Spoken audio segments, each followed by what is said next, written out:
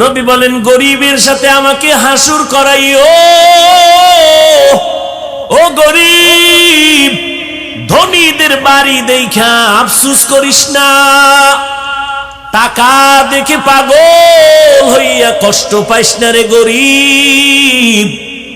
রহমতের নবী বলেন রে গরিব, কষ্ট কইরা জীবন চালাইয়া আল্লাহরে সিজদা কর, বড় লোকের 500 বছর আগে গরিব তুই জান্নাতে চলে যাবি।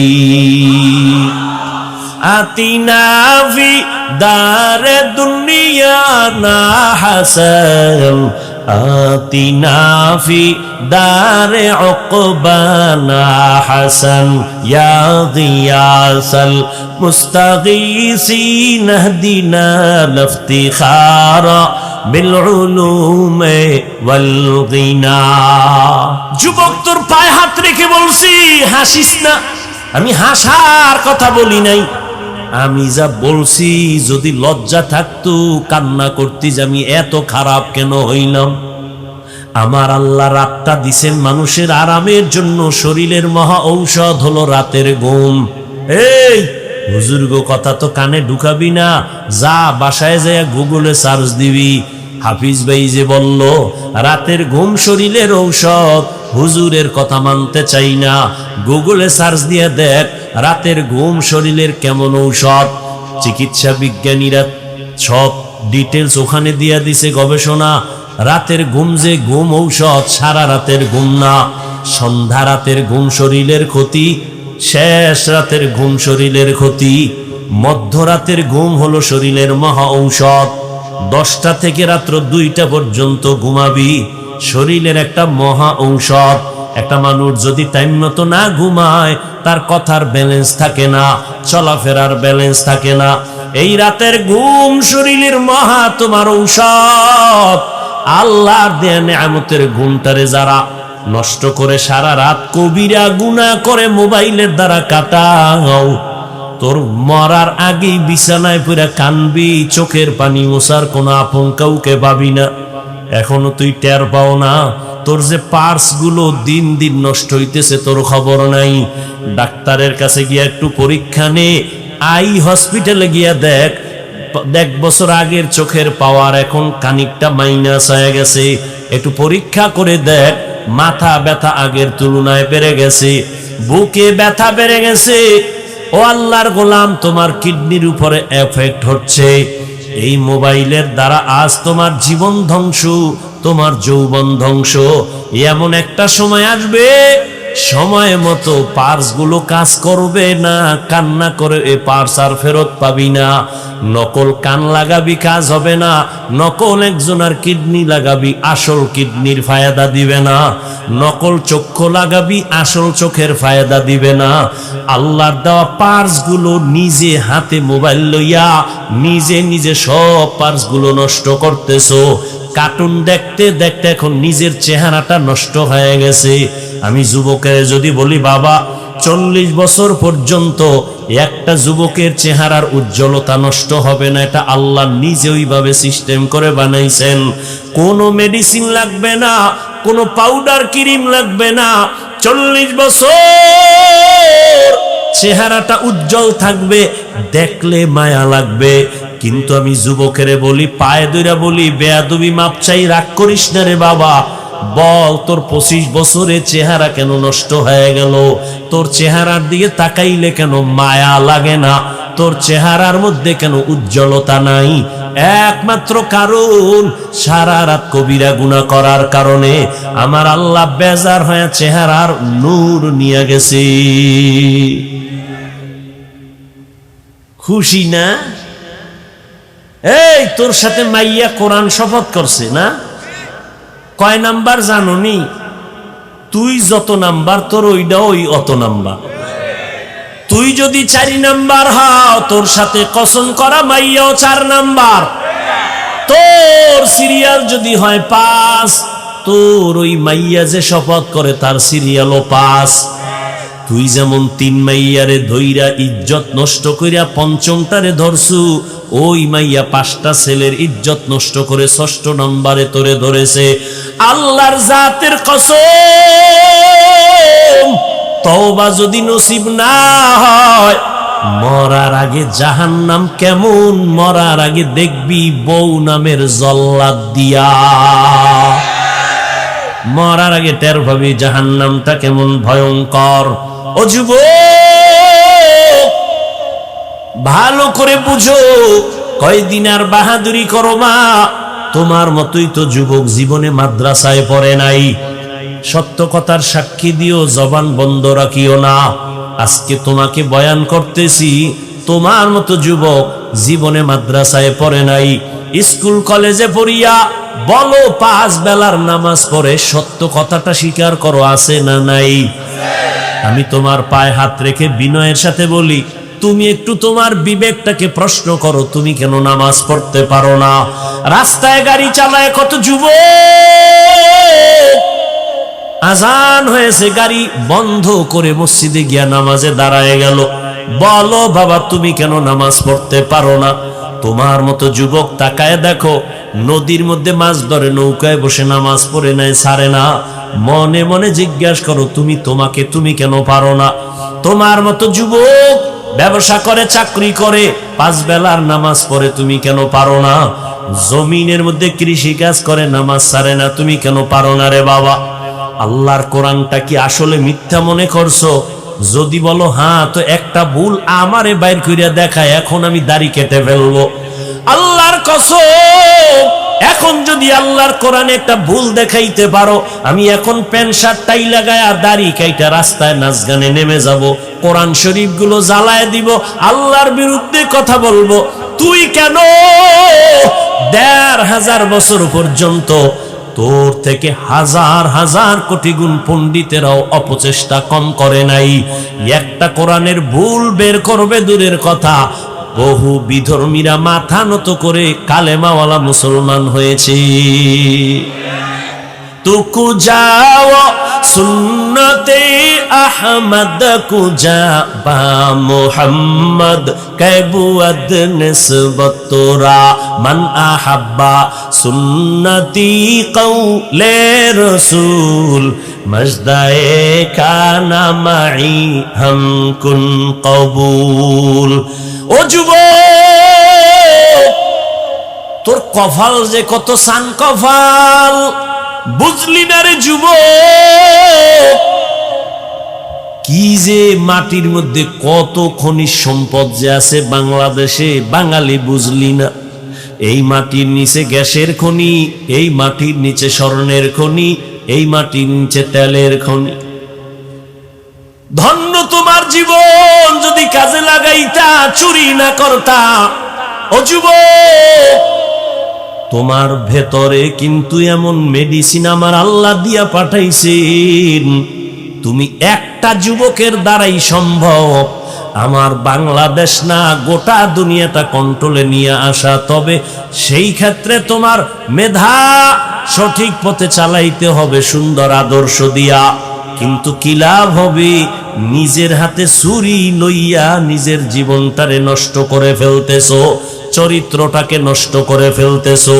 আল্লাহ না করুন, আল্লাহ না করুন, আল্লাহ না করুন। আমি আজকেও বলে আসছি মাগরিবের পরে এক জায়গায় 2500-এ, যদি আল্লাহ তোরে এই সময় দুনিয়া থেকে নিয়ে যায়, দুনিয়া থেকে যদি তুমি মরিয়া যাও, আল্লাহ না করুন, কথার কথা যদি আজ মরে যাও, যুবক একটু ভাবছো নিজে, তোর আব্বা আম্মা কানলেও কিন্তু ভেতরে ভেতরে খুশি হবে কেন? ছেলেটার চরিত্র এত খারাপ, ওর কারণে আমরা সমাজের মানুষের সামনে মুখ দেখাইতে পারি না। মইরা গেছে, একটা বালা গেছি গা। একটু চিন্তা কর, তোর কপালটা এত খারাপ কেন যে তুই মইরা গেলে তোর মা বাপ খুশি হবে, তুই মরে গেলে ইমাম সাহেব খুশি, কারণ তার সাথে আচরণ ভালো করো নাই। তুই যদি মরিয়া যাও, আলেমরা খুশি, কারণ তোর ফেসবুকের স্ট্যাটাস দেখে মানুষ কষ্ট পায়। তুই মইরা গেলে তোর বন্ধুটা পর্যন্ত খুশি, কারণ তুই বন্ধুর সাথে ব্যবহার ভালো করো না। একটু বালিশে মাথা লাগাইয়া চিন্তা করিস, কুত্তা শুয়ারে আল্লাহ পাক চিন্তা করার মতো মেধা দেন নাই, ভালো মন্দ যাচাইয়ের মেধা মানুষকে দিছেন। ও যুবক বাবা, তুমি একটু চিন্তা করো, রহমতের নবী 1500 বছর আগে বলেছেন, ও যুবক বাবারা এমন এক টাইমে আমি মক্কায় আসছি যেই সময় মক্কার মানুষ চরিত্রহীন, খারাপ, আমার আপন বলতে কেউ নাই। মানুষ বিপদে পইরা বাবার কাছে যায়, আমার আব্বাও মায়ের কাছে গিয়া কয়, মা একটু হাত উঁচু করে দোয়া করো, আমারে আল্লাহ এমন ভাবে জমিনে পাঠাইছে, আমার চারদিকে এই পরিমাণ দুশ্মন, আমি দোয়া চাওয়ার জন্য আব্বারেও পাইলাম না। 6 বছরে মা হারায় বড় অসহায়, কিন্তু আমার অন্তরে একটু খুশি। ওই বিপদের সময় আমার উপকার যারা করেছে অধিকাংশ যুবক, আর আমার বিরোধিতা করেছে যারা বুড়া। যুবকেরা আমার উপকার করেছিল। এই গৌরীপুর এলাকার মুসলমান যুবকরে 1500 বছর পরে একটু দাঁড়াইয়া বলতে পারবিনি আমার মদিনার নবীর আদর্শের উপকার কি করলি? একটা মানুষ দাড়ি রাখছে, যদি খুশি হইয়া বলতে, যুবক ভাই তুমি দাড়ি রাখছো নি? কয় হ্যাঁ, ধন্যবাদ তোমারে, দোয়া করিও আমিও যেন রাখতে পারি। তাহলে নবী খুশি হইতেন, আল্লাহ খুশি হইতেন। কিন্তু না, তোমার কপাল এত খারাপ, একটা যুবক ছেলে দাড়ি রাখার পর তুমি আবার তারে নিরুৎসাহিত করিয়া বলো, এই তুই দাড়ি রাখছো? কাহা বয়স কত? এত তাড়াতাড়ি বুজুর্গ, লজ্জা করে না? বিয়ে শাদী করছো? কয় না। এত তাড়াতাড়ি? তোমার থেকে সান্ত্বনার বাণী পাইল না। অথচ নবী বলেন, যুবক আমার উপকার করেছে, বুড়ারা আমার বিরোধিতা করেছে। নবীর বিরোধী দুশ্মন আবু জাহাল বুড়া, আবু লাহাব নবীর দুশ্মনী করে বুড়া, উতবা নবীর দুশ্মনী করে বুড়া, সায়েবা নবীর দুশ্মনী করে বুড়া। আর নবীর আপন হইয়া উপকার করার জন্য রহমতের নবীর হাতের সাথে হাত লাগাইছেন 11 বছরের সন্তান। কয় বছর? 11 বছরের সন্তান হাত লাগাইয়া নবীর সাথে শপথ নিলেন কালেমার পতাকা উড্ডীন করার জন্য। নবী কয়, ও ভাই তুমি এতদিন ছিলা আমার চাচাতো ভাই, এখন থেকে তুমি আমার সাহাবী। হযরতে আলী 11 বছরের মধ্যে নবীর হাতে হাত লাগাইয়া দিলেন। 11 বছর মদিনার নবী বলেন, এতদিন ছিল আলী আমার চাচতো ভাই, এখন কি হইছে? সাহাবী। কিছুদিন পরে কি হবেন? কি হবেন? জামাতা। নবী খুশি হইয়া, যুবক আমার কাছে আসছে, নবীর প্রাণ ঠান্ডা হয়ে গেছে। আলী তো আলী, নবী এমন একটা চোখের পাওয়ার দিয়া দিছেন কলবের ভেতরে। আলী 900 মনের ওজন, এমন একটা কামুজ দুর্গের কপাটা এক হাতে উঠায়। আলীর আল্লাহ এমন পাওয়ার দিছেন, মদিনার নবী অন্তর ভইরা দোয়া করেন, আনা দারুল হিকমা ওয়া আলিয়ুন বাবুহা, আমি মুহাম্মদ হলাম ইলম ও হিকমতের ঘর, আর এই ইলমের ঘরের দরওয়াজা আমার আলী। আল্লাহর নবীর দোয়ার কারণে আল্লাহ পাক আলীকে এত পরিমাণ জ্ঞানের ভান্ডার দিলেন। ওমরের খেলাফত চলতেছি, ওমরে ফারুক তো আর একটা বাঘ, চেয়ারের মধ্যে খেলাফতের মসনদে বসা, হঠাৎ সামনে পাশে আলীও আছেন। হঠাৎ একজন মহিলা আদালতে হাজির। মহিলা দায়িত্বহীন ভাষায় চিল্লায় বলে, খলিফাতুল মুসলিমিন, আমি অপরাধী, বিচারের জন্য আসছি, আমার বিচার করেন, আমি অন্যায় স্বীকার করলাম। কি অন্যায় করেছো? মহিলা বলে, আমি জিনা করেছি। জিনা করি একটা অবৈধ বাচ্চা আমার পেটে নিয়ে দাঁড়াইছি, বিচার করেন। কার সামনে? আরে কথা কন না গেল, ওমরের সামনে। ওমর তো কথার আগে তরবারি, জল্লাদ তরবারি ডালা। কেন? কয় দেখছুনি নিজের অপরাধ নিজে স্বীকার করছে। কেন? কয় ও জাহান্নামের আযাবের ভয় পায়। ও আল্লাহর বান্দি বলে, আমি দুনিয়ার শাস্তি মাথা পেতে নিব, কিন্তু পরকালে আল্লাহর আযাব নিতে পারবো না। ও পর্দার আড়ালের আম্মা জানেরা, একটু মাইকের আওয়াজ কানে লাগায় শুনেন। এতক্ষণ আপনাদের সন্তানদের যেই পরিমাণ বয়ান আমি শুনাইলাম রে মা, এই সন্তানগুলোকে যদি আমার কথা বাস্তবায়ন করার জন্য চেষ্টা করা হয়, আম্মা জান আপনাদের অবদান ছাড়া সম্ভব হবে না। এই দুনিয়ায় যত ভালো সন্তান একমাত্র মায়ের অবদানের কারণে। এজন্যই তো মা আপনাদের এত মর্যাদা আল্লাহ বাড়াইছে নবীর মাধ্যমে। কিয়ামত পর্যন্ত কোন লাইনে আলাদাভাবে নারীর মর্যাদা বাড়ানোর কোনো রাস্তাই নাই। দুনিয়ার কোন বেঈমান যদি বলে আমরা আলাদা নারীর সম্মান দিব, খোদার কসম নারীর সম্মান হবে না, চালাকি করলে হবে নারীরা অপমান। নারীর সম্মান কোন কোন লাইনে দরকার আমার আল্লাহ দিয়ে দিছেন একবারে কিয়ামত পর্যন্ত। নবীদের মা বানাইছেন নারীদেরকে। আম্মা জানদের বেলায় বলবনি দিয়ে একটা কথা, এরে আম্মা জান আপনাদের জীবনটা তো ধন্য, আপনারা নবীদের মায়ের মতো মা, সাহাবায়ে কেরামের মায়ের মতো দামি মা। আপনারা এই যে স্টেজের মধ্যে হাফেজে কোরআনদের বাগড়ি দেওয়া হলো, একটু চিন্তা করেন ওর মা কত খুশি, ওর বাবা কত খুশি, কলিজাটা ভরে গেছে। দোয়া করি তবে ভয়ও আছে, যেমন খুশি তেমন ভয়। যদি আমার এই ছাত্র বাবারা আল্লাহর কোরআন বুকে নিয়ে গুনায় লিপ্ত হইয়া যায়, আমার আল্লাহ বরদাস্ত করতে পারবেন না। ভালো ছাত্র সামান্য অন্যায় করলে আল্লাহ তারে ধইরা ফালায়, শিক্ষক তারে ধরে ফেলে। আল্লাহর কোরআন যার সিনায় লাগাইছে, নিচে ভিতরে 30 পারা ঢুকানো, ওই বান্দা আল্লাহর কাছে এত প্রিয়, সামান্য গুনাহ করলে আমার মাওলা সইতে পারে না। আল্লাহ ঠাস করে একটা হোঁচট খাওয়ায়া দেয়, দুনিয়া থেকে চলে যায়। আল্লাহর কাছে দোয়া করি কোরআন যাদের সিনায় নিল, হাফেজ আলেম, আল্লাহ তাদেরকে আদবওয়ালা জিন্দেগি দান করেন। আল্লাহওয়ালাদের ওস্তাদের দোয়া নিয়া, মা বাবার দোয়া নিয়া শান্তি আর সম্মানের জীবনে চলতে পারে তৌফিক দান করেন। ও পর্দার আড়ালের আম্মা জানেরা, আপনারা তো খাদিজা রাদিয়াল্লাহু তাআলা আনহার মতো নারী, ফাতেমা রাদিয়াল্লাহু আনহার মতো দামি নারী, আপনারা তো আয়েশা রাদিয়াল্লাহু আনহার মতো নারী। এরে আম্মা জান আপনারা তো ইসমাঈল নবীর মা হাজেরা আলাইহা সালামের মতো নারী, আপনারা তো ঈসা নবীর মা মারইয়াম আলাইহা সালামের মতো নারী। আপনারা তো কেমন দামি। ওই বেঈমান ফেরাউন নিজেরে খোদা দাবি করেছিল, একটু জানা থাকলে বলবেন ওই বেঈমানের ঘরে তার স্ত্রী কে ছিল? আসিয়া কত দামি নারী। রহমতের নবী বলেন কিয়ামতের ময়দানে জান্নাতের মধ্যে আসিয়ার সাথে আমি মুহাম্মদের বিবাহ হয়ে যাবে। ও মা, আপনার স্বামী তো ফেরাউনের মতো খারাপ না রে মা। আপনি যদি একটু নামাজ আদায় করতেন আর হাত উঁচু করে দোয়া করতেন, আপনার স্বামী যাই হোক না কেন আপনার জন্য হলেও তো একটু কষ্ট করে বাইরে গিয়া।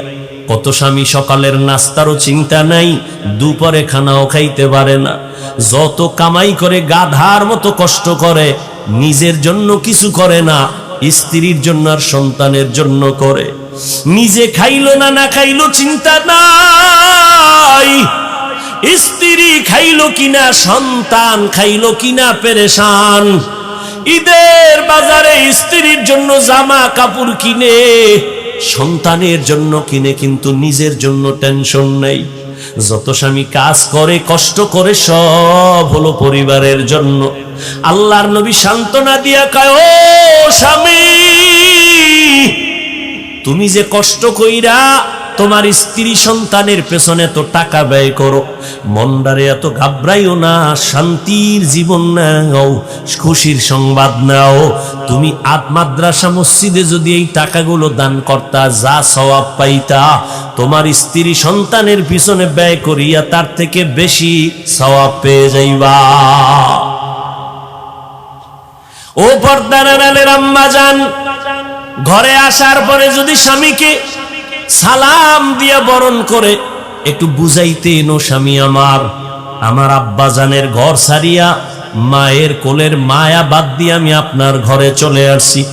না খাইয়াও দিন কাটাইতে রাজি, খাইলে পাবো না খাইলে পাবো তার কোনো চিন্তা নাই। তবে আপনার কাছে আমার একটা দাবি, আমরা ঘরের মধ্যে বাচ্চা নিয়ে যে থাকি, আপনার কাছে অনুরোধ, কোনোদিন হারাম টাকা ঘরে নিবেন না, ঢুকাবেন না।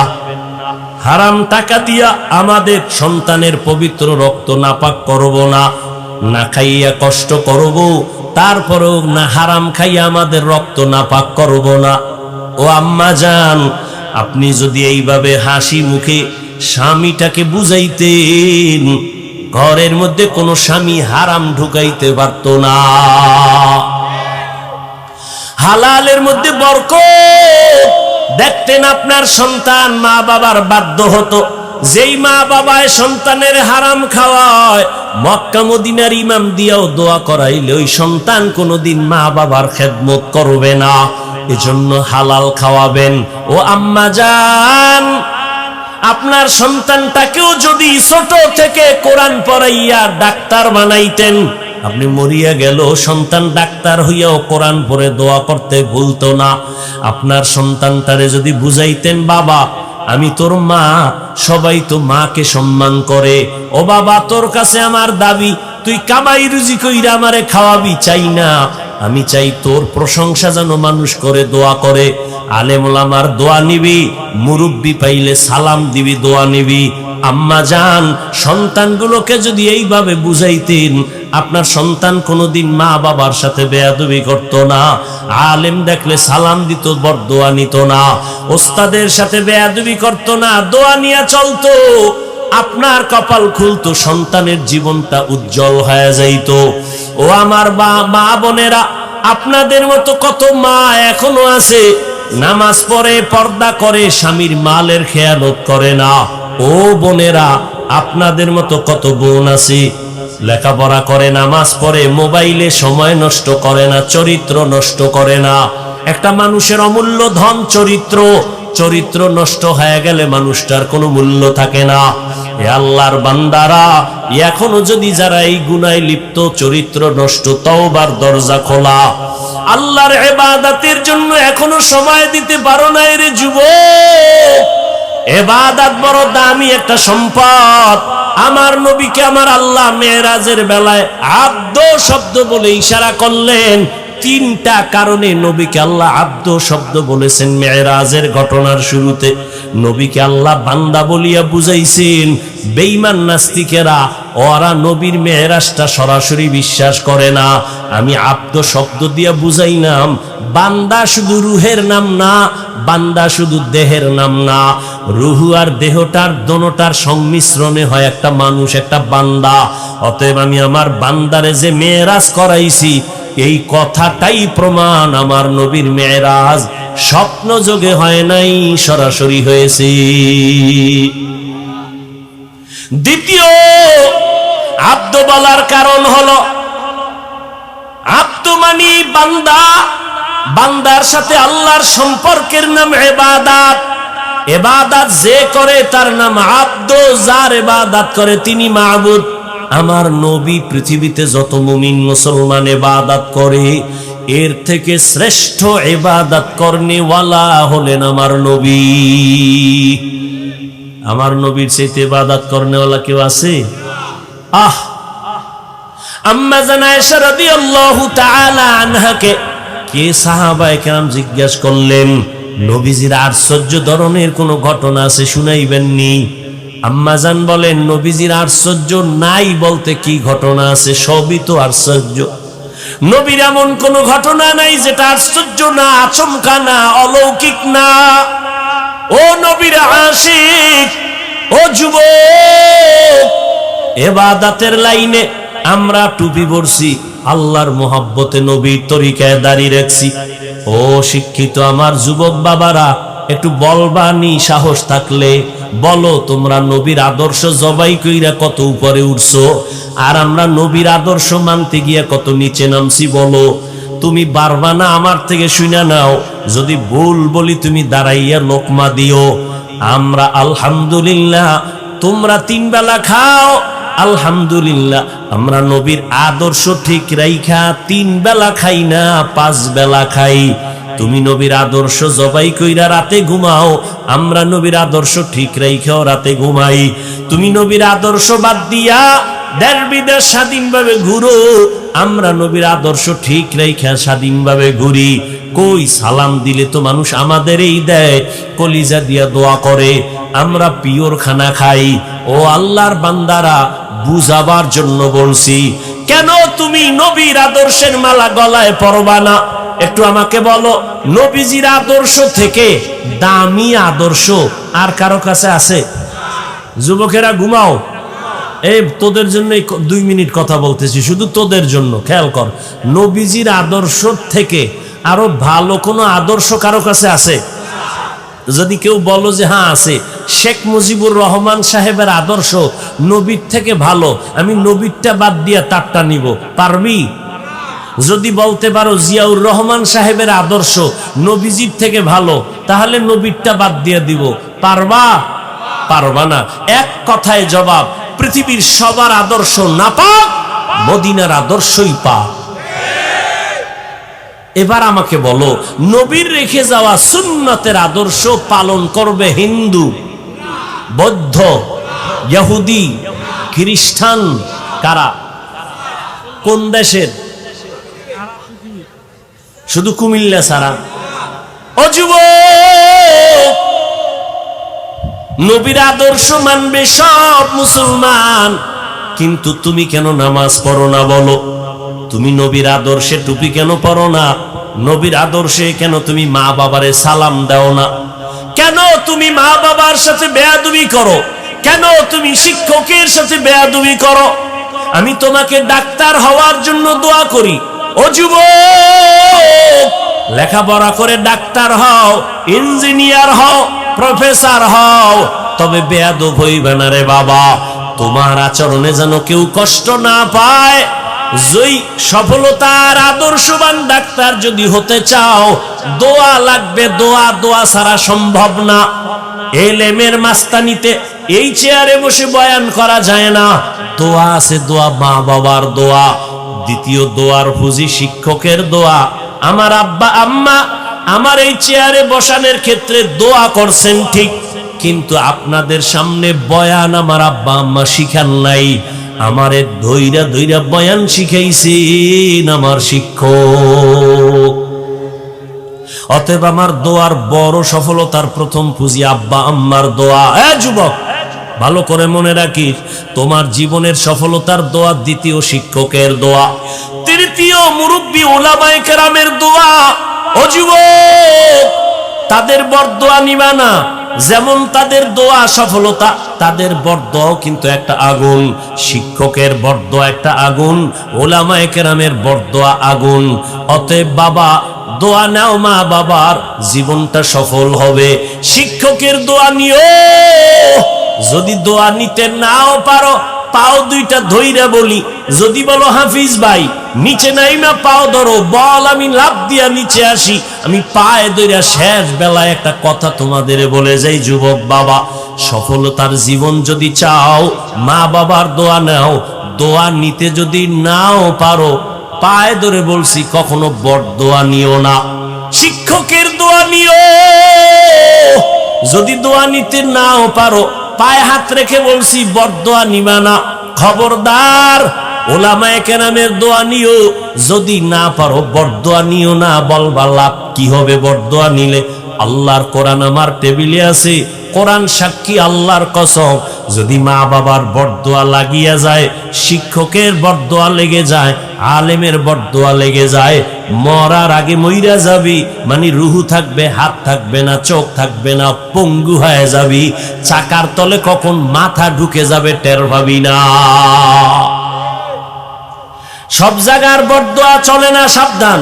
মা বাবার বরদোয়া কিন্তু আগুন, মরার আগে তুই শেষ। উস্তাদের বরদোয়া কিন্তু আগুন, মরার আগে উলঙ্গ পাগল হয়ে রাস্তায় ঘুরবি।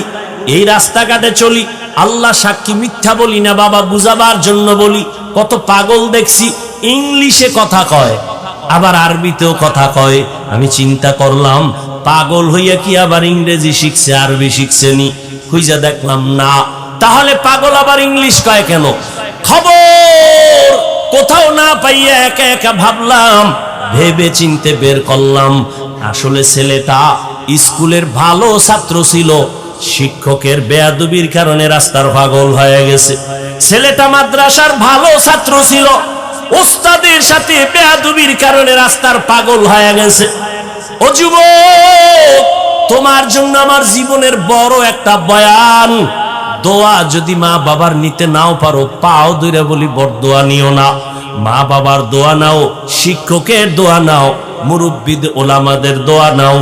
দোয়া নিতে না পারলেও বরদোয়া নিও না। ওয়াদা কর, অঙ্গীকার কর, ওয়াদা কর যে মইরা যাব, গলায় ছুরিও যদি লাগে, এই প্যান্ডেলে ওয়াদা করলাম মা বাবার দোয়া নিতে না পারলেও বরদোয়া নিব না। ওয়াদা কর, প্রতিজ্ঞাবদ্ধ হ।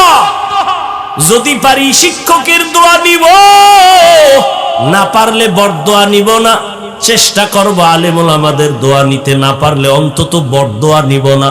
ও বাবা, তুমি আলেমের বিরুদ্ধে ফেসবুকে লেখলে বলো তোমার কি লাভ হবে আর আলেমের কি ক্ষতি হবে? হবে? এই তুমি আমার বিরুদ্ধে লেখলে ইসলামের কোনো লাভ হবে? তোমার লাভ হবে? বরং তুমি কিন্তু দিন দিন ধ্বংসের পথে যাইবা। অতএব এগুলো বাদ দিয়া তুমি একজন ভালো ছাত্র হও, তুমি ভালো ডাক্তার হও। দোয়া ছাড়া বেয়াদবি কইরা ডাক্তার হইলে ডাক্তার হইতে পারবি ঠিক, তবে তাসলিমা নাসরিনের মতো জুতা খাওয়া লাগবে জায়গায় জায়গায়। বেয়াদবি কইরা প্রফেসর হইতে পারবি ঠিক, কিন্তু আহমদ শরীফের মতো জুতার বাড়ি খায়া মরণ লাগবে, কবরও হবে না।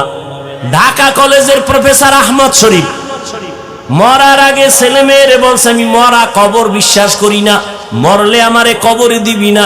ঠিকই ওই বেঈমান মরার পর সন্তানেরা কবরে রাখে নাই, দেহটা হসপিটালে দান করে দিয়েছে। ওই আহমদ শরীফ প্রফেসর ঢাকা কলেজের ক্লাসের মধ্যে ঢুইকা কয়, এই ছেলে মেয়ের আমার নাম জানুনি? কয় জানি। বল। কয় বেদ্যবি হবে। কয় শোন, আমার নাম আহমদ শরীফ। শুনছো না তোরা কোরআন শরীফ? জি স্যার। শুনছো হাদিস শরীফ? জি স্যার। শুনছো মক্কা শরীফ, মদিনা শরীফ? কয় জি স্যার।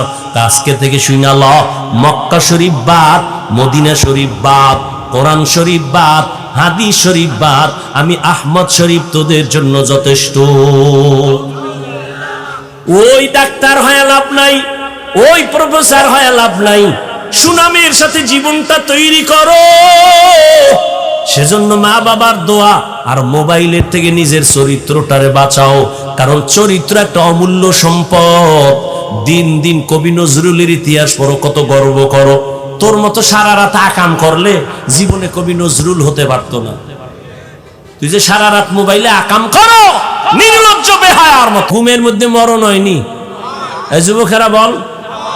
আচ্ছা, আজরাইল যদি আইসা দেখে তোর কানের ভিতরে গানের তার লাগানো, তুই মুসলমানের সন্তান, আল্লাহর ভয় নিয়ে বল, তুই আজরাইল যদি দেখে রাতে তুই কানের মধ্যে তার লাগাইয়া ঘুমাইছো গান শুনতে শুনতে, আল্লাহর কাছে কালকে কি জবাব দিবি? অনুরোধ করে বলে গেলাম, ও পর্দার আড়ালের মা, এখনো সময় আছে, আপনার সন্তানকে বুঝাই একটু লাইনে নেন, দোয়া করেন। ও ওলামায়ে কেরাম, ও মুরব্বীরা, ও যুবক বাবারা, এখনো সময় আছে, তওবা করো।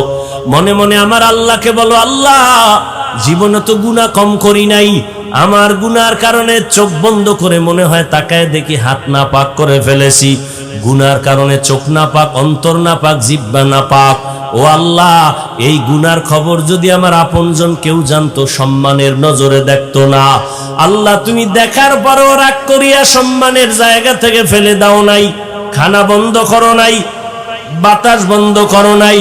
ও আল্লাহ, আজকে তওবার নিয়ত করলাম, মরিয়া গেলে যাব, তুমি তো হায়াতের মালিক, তুমি তো মৌতের মালিক, তুমি তো রিজিকের মালিক।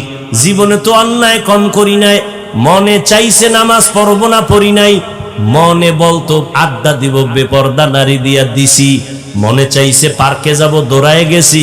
ও আল্লাহ, আজকে থেকে ফিরতে চাই, আর নামাজ ছাড়বো না, আর দাড়ি কাটবো না, আর বেপর্দায় চলবো না, মা বাবাকে কষ্ট দিব না, ওলামায়ে কেরামের বিরুদ্ধে যাব না, নবীজির তরিকা মেনে চলবো। অন্তরটাকে ঘুরাইয়া আল্লাহর মোহাব্বত যদি থাকে, তওবা করো।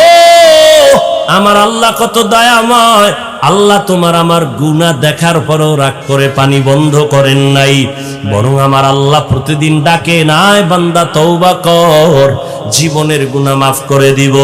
আল্লাহর নবীর তরিকা মতে ইবাদত চালু করে দাও, আর লেখাপড়া করো, চাকরি করো, ব্যবসা করো, মনে মনে তওবা করো, আর নামাজ ছাড়বো না, বেপরদায় চলবো না, দাড়ি কাটবো না, মা বাবার দোয়া নিয়া, মুরব্বীদের দোয়া নিয়া, শিক্ষকের দোয়া নিয়া, উলামায়ে কেরামের পরামর্শ নিয়া নবীজির তরিকা মেনে চলবো। আল্লাহর কাছে তওবার নিয়ত করো। জানি না কার কপাল ভালো, কারটা খারাপ। আবু জাহালের মতো 13 বছর নবীর বয়ান শুনিয়াও কালেমা পড়ে নাই, আর 27 বছরের যুবক ওমর নবীর কাছে তরবারি নিয়ে গিয়েও কালেমা পড়ে ফেললো। এই ময়দানেও জানি না কার কপাল কেমন। কিছু আল্লাহর বান্দা ওমরের মেজাজ নিয়ে গুনার কথা মনে করে তওবা করে ওয়াদা করবে, আর নামাজ ছাড়বে না, বেপরদায় চলবে না। আবার একদল গোলাম তওবা নসিব হবে না, এখান থেকে বের হইয়া আরো বিরোধিতা শুরু করে গুনার পাল্লা ভারী করবে। ও আল্লাহ, এই ময়দানে আমি দাবি করি সবার সিনাটা হেদায়েতের জন্য খুলে দেন, তওবার জন্য কবুল করে নেন। আয় আল্লাহ, প্রত্যেকের দ্বীনের হেদায়েতের উপরে চলার তৌফিক দান করেন। আলহামদুলিল্লাহি রাব্বিল আলামিন, ওয়াসসালাতু ওয়াসসালামু আলা সাইয়্যিদিল আমবিয়াই ওয়াল মুরসালিন ওয়া আলা আলিহি ওয়া আসহাবিহি আজমাইন। ইয়া আরহামার রাহিমিন, ইয়া আরহামার রাহিমিন, ইয়া আরহামার রাহিমিন। রব্বিরহামহুমা কামা রব্বায়ানি সগীরা। আল্লাহুম্মা ইন্নাকা আফুউন কারীম তুহিব্বুল আফওয়া ফা'ফু আন্না। আল্লাহুম্মা ইন্না নাসআলুকা রিযাকা ওয়াল জান্নাহ ওয়া নাউযু বিকা মিন সাখাতিকা ওয়ান নার। আয় আল্লাহ, আমরা গুনার বোঝা নিয়ে হাত তুলেছি। কত উলামায়ে কেরাম, মুরব্বী, হাজী সাহেব, ব্যবসায়ী, চাকরিজীবী, ছাত্র, যুবক ভাই, পর্দার আড়ালে মা বোনেরা, আপনি সবাইকে মাফ করে দেন, তওবাওয়ালা জিন্দেগি দান করেন, গুনাহের প্রতি ঘৃণা জমায়ে দেন, নেক আমলের আগ্রহ বাড়ায় দেন। আয় আল্লাহ।